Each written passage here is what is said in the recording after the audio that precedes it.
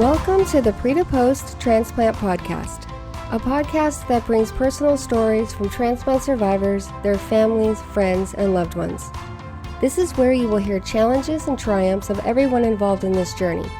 Our guests will offer wisdom, advice, and inspiration on everything you want to know about transplant. My name is Jenny McFarland. I am a transplant survivor, and this is a podcast I wish I had before and immediately following my transplant. Thank you for listening. Hey everybody, welcome back to the Pre to Post Transplant Podcast, where you get to tell your side of the story. This is Jenny McFarland, your host, and today's episode is fantastic. I get to talk with a dietitian about transplant nutrition. But first, let me just remind you to like and subscribe the podcast and leave a rating and review.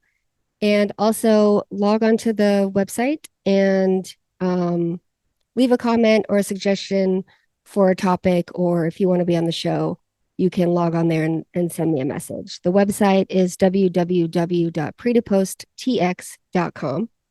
And one other thing I want to mention is the Pre to Post Foundation is already open for registrations for the second annual Pre to Post Transplant Social in Houston.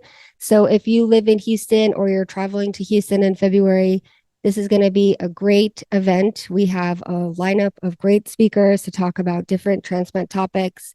It's a great opportunity for you to come and connect with your peers. And there's going to be lots of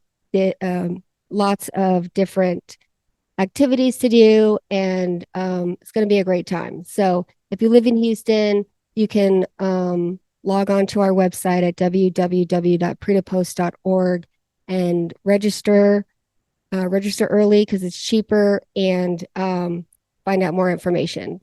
It's going to be February 10th, 2024 in Houston. So log on and check it out.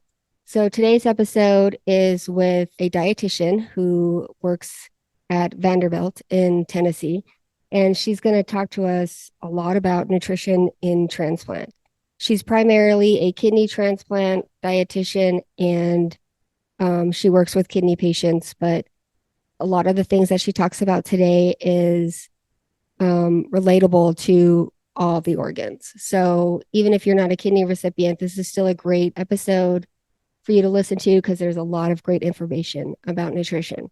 So let's go ahead and jump right in and help me welcome my guest, Katie Baughman. Hi, Katie. Welcome to the podcast. Hi, thank you so much for having me. I'm super excited. Oh, you're welcome. I'm excited that you're here. So first, tell me a little bit about you. Tell me where you're from, what hospital you work in, and what exactly you do. Yeah. So I'm originally from Portland, Oregon. I now live in Nashville, Tennessee, and work at Vanderbilt University Medical Center as the renal transplant dietitian and also a medical surgical step-down unit dietitian. I went to Purdue University for my undergrad and then came to Vanderbilt last year for my clinical post-bac residency that we need to do to become dietitians. And then luckily a spot just opened up for me here. So I just started here in August. I'm kind of a new dietitian, but I've already learned so much. This is a patient population that's really important to me, and I love my job so far. Awesome. On a side note, is Vanderbilt the only transplant hospital in Nashville? I believe there are others. It's definitely the major site.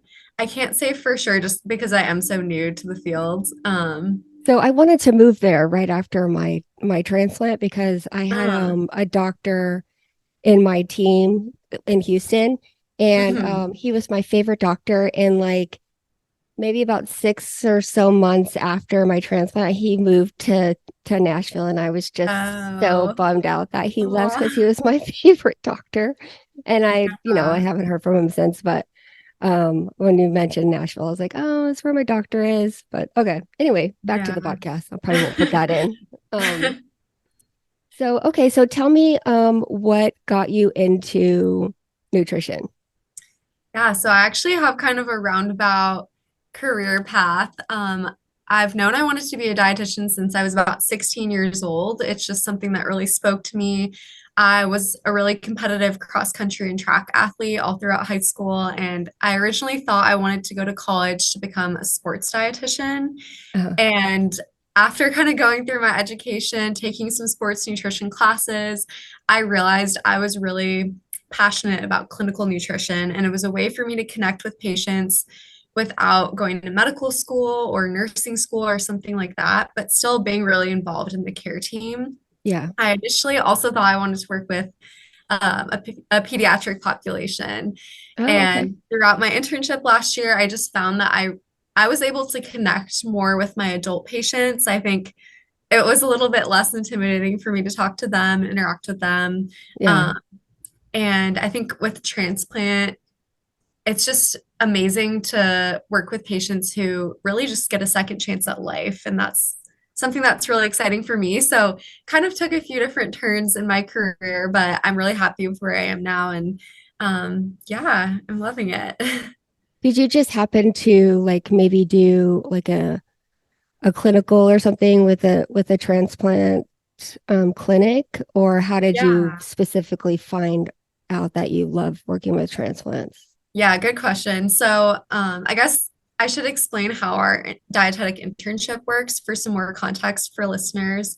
So, to become a dietitian, you take 4 years of undergraduate education to get your bachelor's, and then you need to go on to do a clinical internship for about 10 months. It's, I believe, 1,200 hours of clinical work, clinical and community work. So you match to a hospital and you work closely with preceptors. Every week you switch and work with a different patient population and different preceptors. So I happened to work with the woman who used to have my position last year, and transplant was never something I thought I was interested in. Yeah. And then working with her and then also going to a dialysis center for rotation, I really saw the complete 360 that transplant gives to people who need a new organ, who are doing dialysis. And most of my experience comes from kidney dialysis. Um, but she just really inspired me. And then just seeing the full spectrum of care was really inspiring. And just seeing how patients could really go from, I mean, dialysis is pretty tough to then having this new chance at life. Yeah. That just really excited me. Yeah. Yeah. Yeah. So do you specifically work with kidney transplants, or is it all organs? I specifically work with kidney, so I work with both the transplant recipients and also if there's a living donor, I'll go see them. This week we've Oh, actually had quite a few kidney transplants. Like I was just looking at my list for the day, and I think we're on like 12 or 15 for the week. wow. Vanderbilt is a pretty major organ donation hospital and organ transplant hospital. I believe heart is actually it's among the top in the world, Oh, if okay. not the top, which I feel really proud to be associated with that name. And Yeah. I'm not sure where kidney ranks, but Yeah. So you mentioned nutrition for a living donor, and I want to talk a little bit about that in a little bit because I okay. didn't realize that was a thing. So Mhm. I definitely want to get into that. Yeah. So let me ask you first, before we dive into this. So you primarily work with kidney recipients. Is it much Mhm. different? I know that kidney transplants recipients pre-transplant have this super strict diet that they have to follow. Yes. Hmm. Um, and is it much different than well, I guess it would be much different than the other organs because we don't have that huge restrictive diet. Hmm. You're right that the kidney like dialysis diet is the most restrictive prior to transplant. After transplant, the education is very similar. So I have been kind of cross-trained in the different organs. I can't speak to like necessarily the heart healthy diet that maybe a heart transplant would need to follow after, but Yeah. regarding like medication interactions and food safety, it's the same for every organ. Okay. So let's Yeah. talk a little bit, perfect. Let's talk a little bit about the kidney diet first, because I Okay. recently learned from another podcast interview that I did about a little bit about the diet. And I was just Mhm. I had no idea that it was so restrictive. And Yeah. at that time, I was thankful that I'm a lung transplant and not a kidney transplant, just because it's so intense. So tell me a Yeah. little bit about the diet that like a pre-transplant kidney patient would have to follow. Yeah. So when we think about someone who has end stage renal disease or just end stage or CKD at all, there's different layers, different stages. So typically, for someone whose kidneys are functioning perfectly, they would have a GFR, which stands for glomerular filtration rate, of about 90 to 120, but above 90. Like you don't have CKD if you have a GFR above 90. Okay. Under 90, it's broken into different stages. So the medical necessity for dialysis doesn't really come into play until your GFR gets down to 15. And then it's really indicated that you should go on some type of dialysis, because if you don't, unfortunately, if your kidneys are going to continue to decline, your body won't be able to filter out really anything that you're ingesting or any kind of toxin or anything like that. Yeah. So the renal diet really comes into play with for someone who is on dialysis. Prior to dialysis, because you're not getting that additional support from the machine, your protein needs are going to be way lower because your kidney works to filter out kind of the byproducts of protein metabolism. So once you go on dialysis, your body's going through this huge medical, basically, procedure, usually 3 times a week. And so your protein needs go up. In addition to that, we want you to restrict potassium, phosphorus, and sodium. And Wow. phosphorus is really the major issue. I wonder if they've talked about that on the other podcasts you did. Yeah, a little. Yeah, phosphorus is just in everything. It's really tough to avoid. I mean, it's naturally occurring in a lot of meat products, dairy, whole grains, things like that. But then it's also found in sodas and a lot of processed foods, even like bread products. It's added as kind of a uh, what's the word I'm looking for? Like a preservative, essentially, or Yeah. in the cooking process. And so it's also not shared on a nutrition facts label. And so what I always tell my patients to look for is phosphate or phosphorus or just kind of the phos containing words on a nutrition facts label in the ingredients section.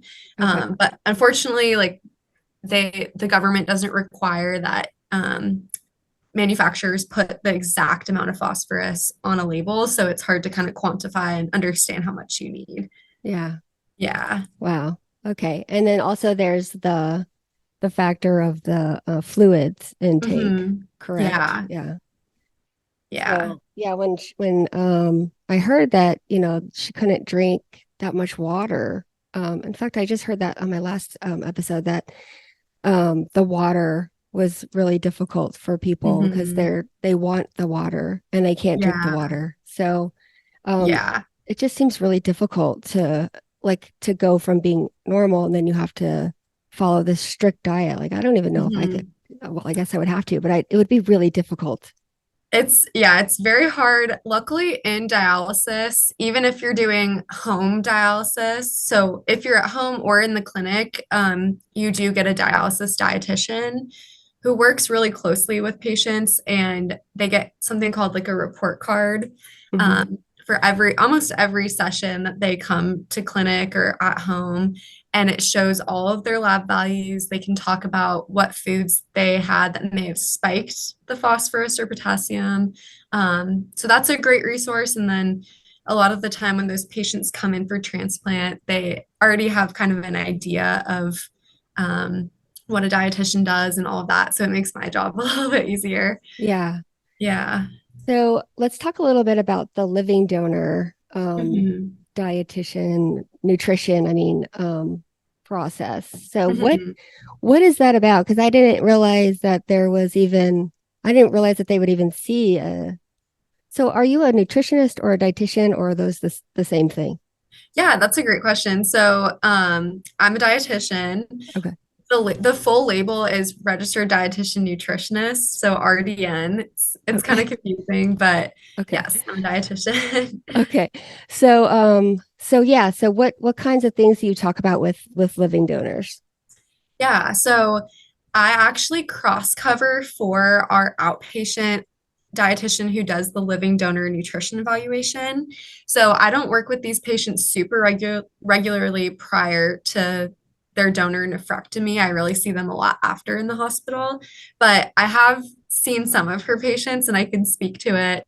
Um, so what we kind of look for is in or to be eligible to donate, they typically want your BMI to be 35 or below. They don't want you to gain or lose more than 10 pounds in 3 months because rapid weight gain or weight loss can actually kind of put a strain on the kidneys. Yeah. Um, they also recommend against any kind of herbal supplement on both the living donor side and the transplant recipient. And you may have heard this before as a recipient yourself, but we just don't really know how herbal supplements interact with the kidneys. There's just a lot of research that needs to be done about that. And supplements are fairly unregulated in the US in terms of just the manufacturing. So there may be weird additives in there. We're not sure.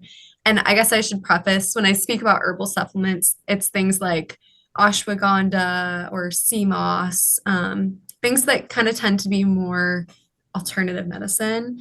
Okay. Um, and then in addition to that, we just want to make sure living donors are eating well balanced diets with a good amount of fiber and protein at each meal, and then not overdoing it on the sodium. So, ideally, less than 2,300 milligrams of sodium a day. Oh, okay. And Yeah. for like how long before? That's a good question. I'm not sure of the exact Okay. answer. I would say at least 3 months before. Okay. And Yeah. then so what about after? Like what do you talk to them Mhm. about after they've Yeah. donated?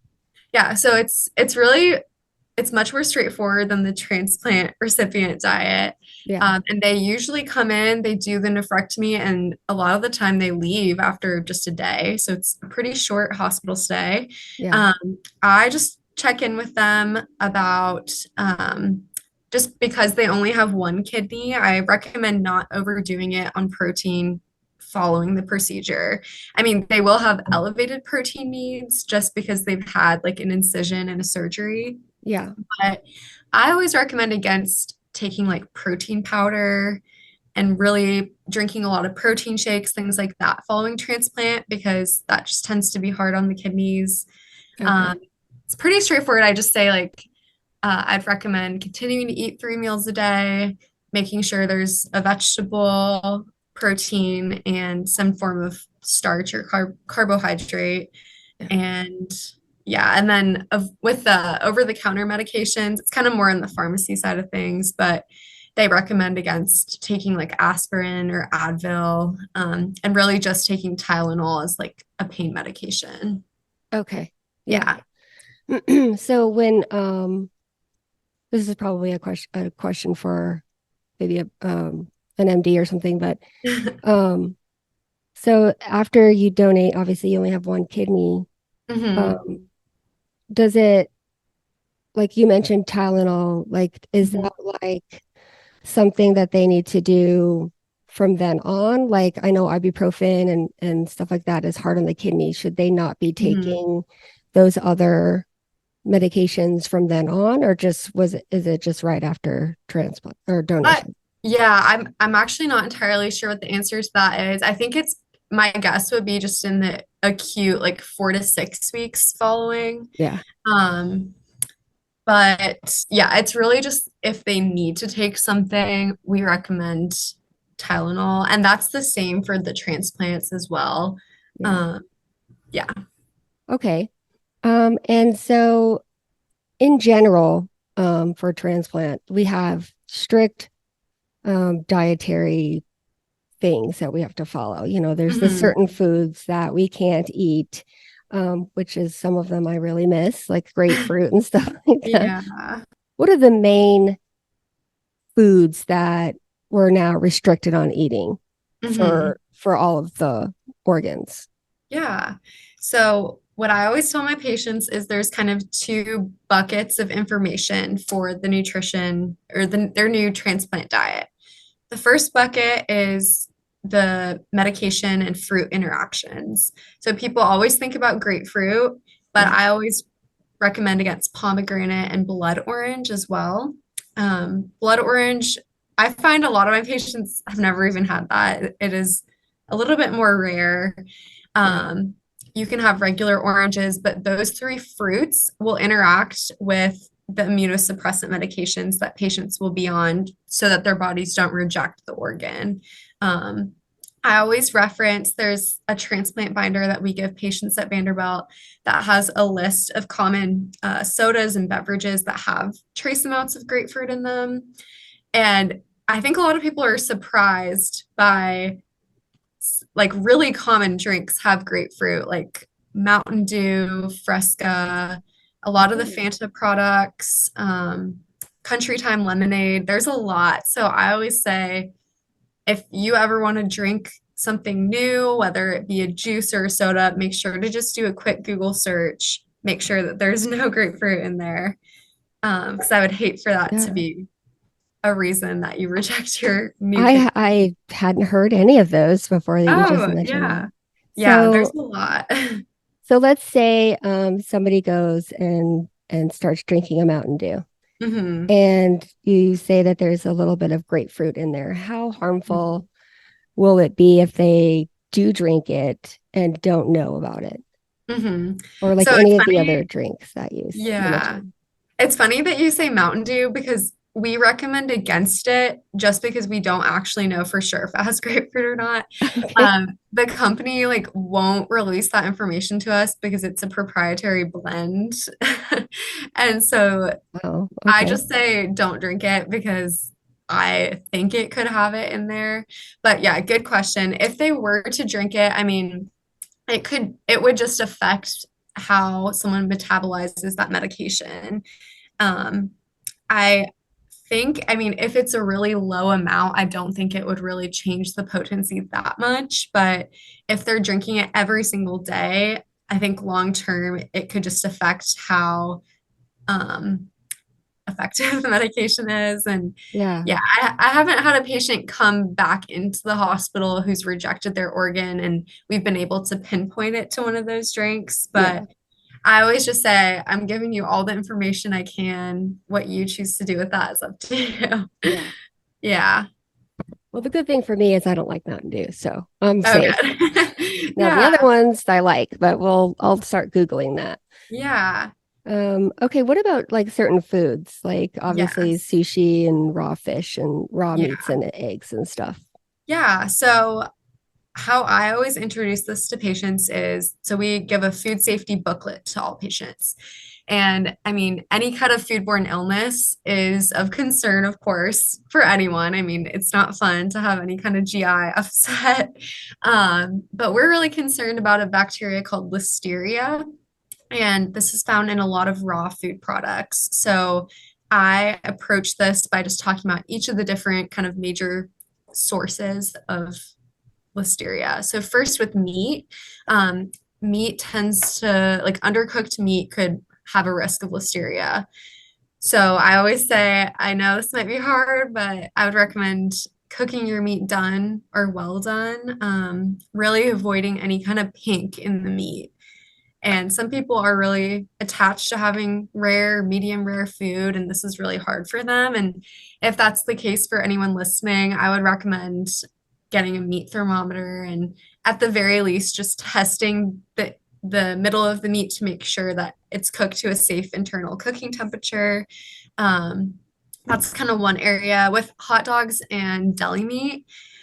I think a misconception is that you can never have these foods. You can, they just need to be heated properly before you eat them. So with deli meat, you need to heat it every time you're eating it, and you need to microwave it for at least 15 seconds. If you're going to a place like Subway or Jimmy John's or any kind of sandwich store, just ask them to toast the meat and you'll be fine, or Yeah. toast the sandwich and you'll be Yeah. fine. Uh, with dairy products, make sure they're pasteurized. This is kind of a trend that's gaining popularity. I think a lot of people think that unpasteurized milk is healthier, and it actually poses like a lot of harm in terms of food safety, Yeah. especially for transplant recipients. So most people shop at a standard grocery store, and this isn't a concern, but for anyone who has a farm or gets dairy at a farmer's market, I would just be a little bit careful with that. Um, and then eggs, of course, avoiding any kind of raw yolk, um, rinsing off fresh fruits and vegetables, and yeah. Yeah. Yeah, the deli meat is always difficult because before I Mhm. had transplant, I would always that would be like one of my favorite snacks is just go in Yeah. and grab some deli meat and just eat it or like with a piece of Yeah. cheese or something.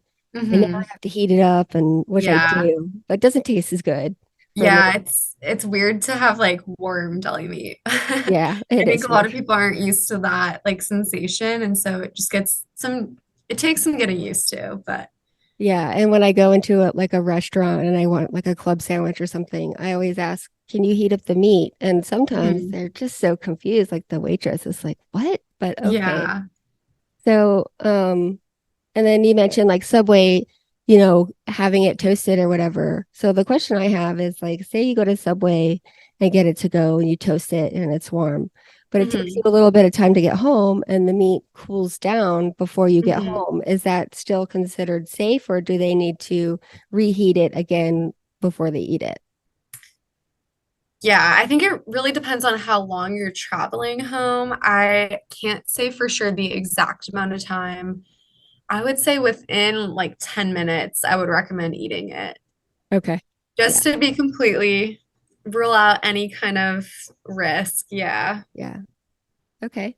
Awesome. So, I want to talk a little bit about weight gain and weight loss. So Hmm. a big problem, well, actually both, like a lot of problems before transplant, people have to gain weight or Hmm. lose weight just to get the transplant. And then after transplant, a lot of patients have trouble with their weight because they're taking so much prednisone and Hmm. so they gain a lot of weight and then they've got to work on losing that. So what do you Yeah. suggest to your patients on both of those topics? Yeah, that's a great question.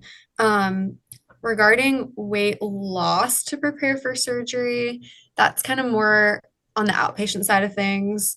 I don't really counsel patients about weight loss prior, but it is hard, especially with dialysis. Your weight fluctuates so much just from fluid, like you discussed. That's kind of why there's a fluid restriction. And um, at the dialysis center, they try to measure your dry weight. So before dialysis, or after dialysis, after they've taken all the fluid off, what your weight is to get the most accurate representation of kind of where you're at.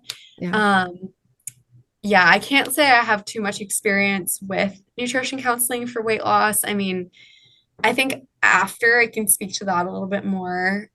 We do have an outpatient nutrition clinic where if patients would like to come back and schedule an appointment with me after they've had a transplant, they can do that. And I haven't had one yet just because I started only a few months ago. Yeah. But it is tough. I mean, you're on steroids that cause your blood sugar to go up, cause you to gain weight and retain fluid a little bit more. And you're getting used to this new diet. A lot of people are very hesitant to come off of the renal diet because they're worried if they don't continue to follow that, their new kidney will be compromised, which I completely understand, but it is safe to incorporate some of those high potassium, high phosphorus foods back in. When I'm talking to a patient about weight loss, I really think about what we can add into their diet rather than subtract. So, looking at things like how can we fit more vegetables into this diet? What are some maybe beverage swaps that we can do from something with more sugar to something that's still flavorful and enjoyable, but a little less caloric and sugar filled? I also would talk about like eating out habits, things like that. But how I approach weight loss is I really want to make small, realistic changes with the patient, not large, sweeping ones that won't really work long term. Yeah. Yeah. Yeah. So I was a personal trainer for a little bit after Mhm. transplant. And when we talked about nutrition, I would always suggest to people like don't think of it as um depriving yourself of something that you Mhm. want. Just replace it with something that you like that's a little bit healthier. Yeah, I really So like that. yeah. So you can still have something good, just healthy good. Yeah, So for sure. yeah. Yeah, I'm also a big fan of instead of completely eliminating something, just reducing portion size a little bit. Like I had a patient recently who said she thinks she wants to lose weight. At breakfast, I believe she said she ate like a cup of granola a day, in addition to yogurt and fruit and some other foods, which sounded like a great balanced meal to me. But when she asked me some ways in which she could kind of reduce calories, I said, okay, you love granola. Like I also love granola, and I don't want you to take that away from your diet, but maybe just bring it down to three-fourths of a cup or one half of the cup Yeah. and see how you feel with that. So really small changes like that. I'm a big fan of things like that. Yeah. So it's realistic, attainable, and maintainable. Yeah. And how long do you see your patients after transplant? Like how long do you follow them? Yeah, so I really have only seen patients so far while they're in the hospital. It's up to them if they want to schedule an appointment on the outpatient side of things following transplant. So, depending on how they're doing following transplant, I would say on average they stay for about 3 to 4 days and then discharge home. So, I usually see them for that initial assessment and then at least one other time to follow up and just check in with how they're doing. And then I always provide our outpatient phone number, but no one has scheduled an appointment with me yet. So, Yeah. yeah. Okay. And um, so talk to me a little bit about so say you have a patient who's, just had a transplant, they're getting ready to be discharged. What kinds of advice would you give them when they go shopping at a grocery store? Like what kinds of things that they need to look for on the nutrition labels on the food that they get? Mhm. Yeah. So I think the number one thing would be sodium following transplant. We are no longer as concerned about potassium and phosphorus. That's really the benefit of the new kidney is that it can filter out the byproducts of those foods that contain those things well. But with sodium, we don't want you to go crazy following transplant. Um, I would look for foods that have like 140 milligrams of sodium or less for a meal. And then for a snack, I mean, you could still do about that much, but just maybe a smaller portion or something. Really aiming for that under 2,300 milligrams a day.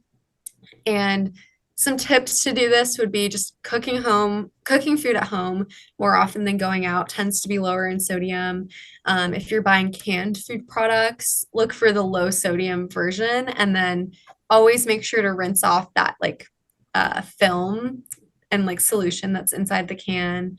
There's also a great brand called Mrs. Dash. That's a sodium-free seasoning brand that I love. I think it's makes the Yeah. food really flavorful I have still. every flavor of Mrs. Oh, Dash. good. Every flavor. Yeah. I love Mrs. Oh, Dash.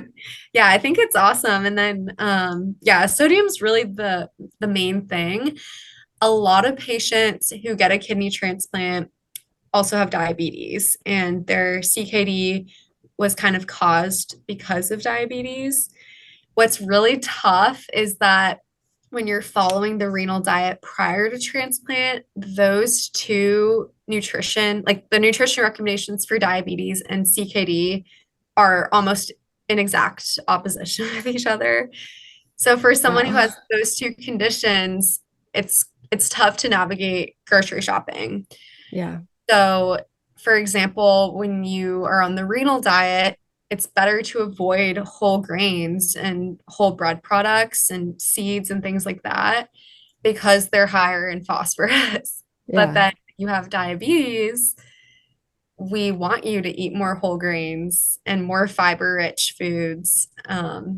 So it's hard to kind of strike a balance between those two things. And after transplant, it kind of opens up the door a little bit to incorporate more whole grains and things like that for people who do have diabetes, if that makes Yeah.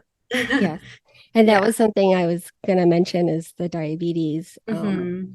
because sometimes patients, they develop the diabetes because of the prednisone and stuff after transplant. So Hmm.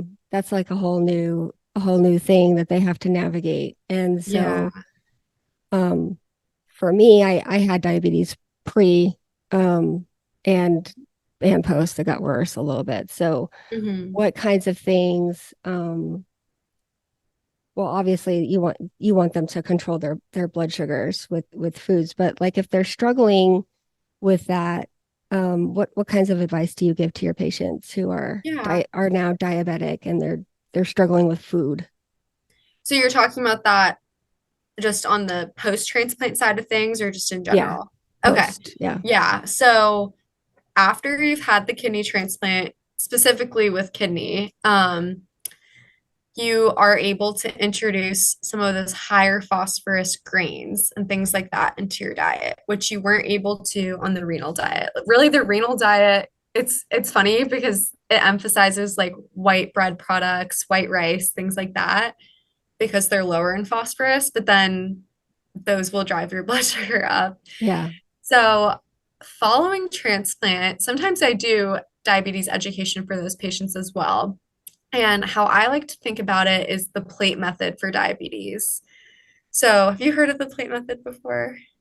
I have, yes, but Okay. there might Yeah. not be some people who know what that means. Yeah, I'll go ahead and explain it. So, the plate method, if you're thinking of just your standard plate that you would use to make a meal, we can kind of divide this into different quadrants. So, if you pair carbohydrates with vegetables and protein, it actually reduces the spike in your blood sugar compared to just eating that carbohydrate on its own. So it all comes down to food pairing. So if you're thinking about a standard plate, if you make half the plate non-starchy vegetables, so things like broccoli, salad greens, carrots, things like that, and then you make a fourth lean protein, so things that are a little bit lower in fat, typically like chicken, fish, things like that. And then the other fourth, a whole grain carbohydrate. That's a great way to approach meals. I'm not a huge fan of like counting the exact number of carbohydrates. I mean, it is recommended to be about 45 to 60 grams of carbohydrate per meal. But I think approaching it from the plate method helps to make sure you get a lot of different nutrients into your diet. It's a well balanced meal. And then you're really controlling your body's reaction to that carbohydrate. Yeah. Yeah. And how do you feel about like sugar supplements? Like not supplements, but sugar substitutes. Mhm. Like sugar-free candy, sugar-free like sweet and low or sugar-free Mhm. drinks. Yeah, I think those are great. I know that it's a little controversial because the WHO recently said, or not the WHO, but the World Health Organization Yeah. recently said, I believe it was aspartame, is like a number one carcinogen.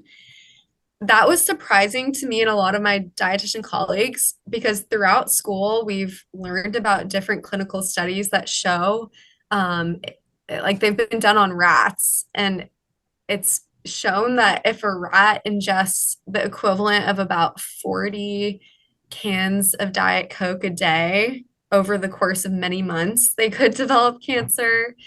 But most people are not doing this. So the amount of aspartame or whatever artificial sugar you enjoy, if it would have to be so high in order to really pose a major health threat. And I think for someone with diabetes, it's a great alternative to sugar. I mean, having a sugar sweetened beverage would be more disastrous to your health than a little bit of artificial sugar. Yeah. Yeah. Well, that's good to hear. That's good to Yeah. hear because I like Diet Pepsi a lot, and so Yeah. and sugar-free candy. I like to eat those in moderation, just for other specific reasons that we probably won't talk Yeah. about. I Um, feel like in moderation is the key word here. I mean, I'm not recommending that anyone goes out and drinks like 2 liters of diet soda a day, but yeah, um, I think a Diet Coke daily or sugar-free substitute is perfectly fine. Yeah. Awesome. Okay. Well, I think that's all the things I can think of to ask you. Okay. Is there anything that you think I left out that we should talk about that maybe you talk about with your patients? I mean, I guess I can speak a little bit just to that fear again. I mean, a lot of patients, I don't want to say medical trauma per se, because it really depends on each patient. But I mean, Yeah. going through dialysis is a pretty awful experience. I Yeah. think most people would agree. And um, a lot of people come out of transplant and they're very fearful of incorporating higher phosphorus and higher potassium foods into their diet. And I kind of mentioned this before. It's definitely like it's a legitimate concern because they've been following that diet for so long. They don't want to get to a place where they need to go back to dialysis, but it is safe to start incorporating some of those foods back in. So I think for people who are truly very fearful of that, that I think outpatient nutrition counseling is a really awesome resource. And just getting your labs checked frequently with your doctor to make sure everything's looking good. But yeah, you can do that after transplant. That's really the major benefit. Yeah.